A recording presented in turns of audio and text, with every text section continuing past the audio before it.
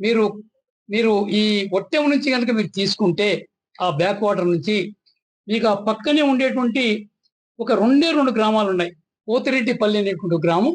దాని ఒట్టెం అవతల పక్కన అంటే నీళ్ళు నిలబడే దాని పక్కన. దాని తర్వాత సిరిసవాడ. ఒకప్పుడు జడ్చర్ల ఎమ్మెల్యే ఉండే సుధాకర్ రెడ్డి గారని. ఆ సిరిసవాడ అని ఆయన సొంత గ్రామం. ఈ 2 గ్రామాల నుంచి గనక కాలువ పోతే డిండి వాగులో పడతాయి నీళ్లు.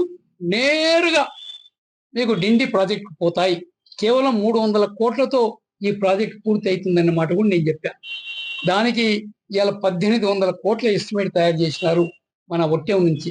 కాలువ అటు తిప్పి, ఇటు తిప్పి, ఇటు తిప్పి, ఇటు తిప్పి తీసుకొని అంటే మన ఏదుల నుంచి.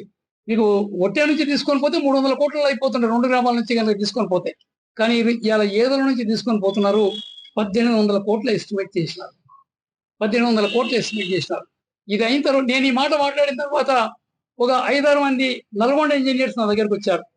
చిన్నన్న నీ ఒట్లా నీ విట్లా నువ్వు చాలా నిజాయితీ పరుడు నీ చాలా గొప్పవాడివి ఇలా ఈ ప్రాజెక్టు ఇట్లా కనుక అయితేనే అవుతుంది లేకపోతే కాదన్నా దానికి అడ్డం వేయకండి అన్న వాళ్ళు ఎంత తెలివైన వాళ్ళు చూడండి ఎంబడే గ్రహించి ఎవడు దీనికి అడ్డం మాట్లాడుతున్నాడు ఎవడు దీనికి వ్యతిరేకంగా మాట్లాడుతున్నాడు వాళ్ళని ఎట్లా మేనేజ్ చేసుకోవాలి 300 కోట్లతో అయిపోయే ప్రాజెక్ట్ ఇవాళ 1800 కోట్లు అప్రూవల్ ఇచ్చేసినాం క్యాబినెట్ లో కూడా అప్రూవ్ అయిపోయింది నాలాంటి చిన్నవాడిని నవరిపినా కూడా వినే పరిస్థితి లేదు ఆడ